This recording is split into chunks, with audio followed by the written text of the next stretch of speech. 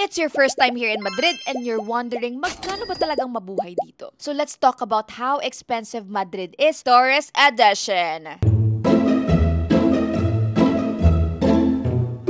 O bago ang lahat, alam mo na tong code na nasa ibaba ha. Makakatipid ka rin dyan. So G, let's start with my stay. I got a hostel in a prime location, private room yan for around 6,000 pesos for 2. Coffee break, a Starbucks latte costs around 4.2 euro while an espresso is around 2.5 euro. And if you're team matcha like me, that's about 6.2 euro. For food naman, tapas average at around 5 euro per plate. Usually small servings to meant for sharing. A McDo meal goes for 10 euro while casual restaurants hit around 15 euro per dish. Oh, and ang famous churros with hot chocolate, the classics. That's 5.50 euro. Transportation-wise, metro or bus rides cost around 1.5 euro each, but you can grab a 12.20 euro travel card good for 10 tips na yan. Super sulit, diba? Uber rides for short distances, around 10 euro. And from the airport to the city, expect about 30 to 35 euro. If you're exploring around, yes, bestie ko, libre lang yan kasi most of the time, maglalakad ka lang talaga. Water ranges from 1 to 3 euro depending sa location. Tipid tip, malinis po ang tap water nila dito. So, tumbler gaming is the key. And for the shopping, Zara, mga bestie ko, is a dream. Items are 20 to 50% cheaper than in the Philippines, mga bestie ko. Oh, self-control. Bestie ko, self-control. Attractions, mostly libre. For your reference, here is the table of the paid top attractions in Madrid. So, yes, that's about it. Full details, tips, guides, and my experience on my vlog. Yung clock code ko over here, ha, sayang din. I-redeem nyo na ngayon pa lang.